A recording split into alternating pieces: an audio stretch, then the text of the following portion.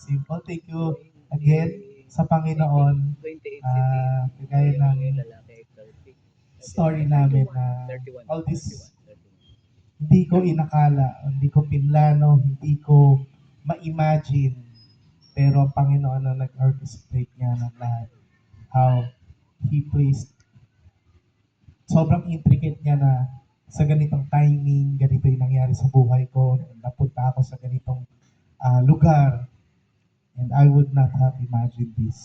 And I give Him all the glory. And sa aming mga magulang, kina mami, kina daddy, kina mama, kina papa, thank you din na siguro naiyak ko na yun sa wedding.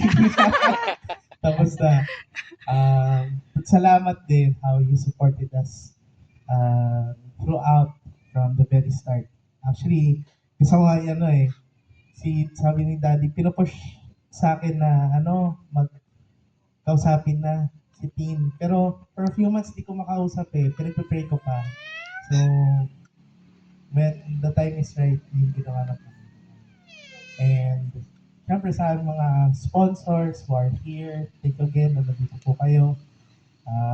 We trust that kayo po ang lalapitan namin, not just the wedding day, but throughout the marriage life, kagaya sila po Sir Jerry, this is only the start for hanggang habang buhay.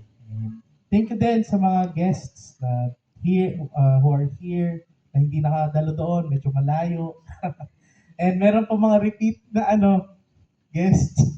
Thank you din na nandito po ulit kayo for a second time to be with us. Thank you po. And yeah, I hope na yung ano pa maging program, yung glory po is nasa Panginoon. Amen.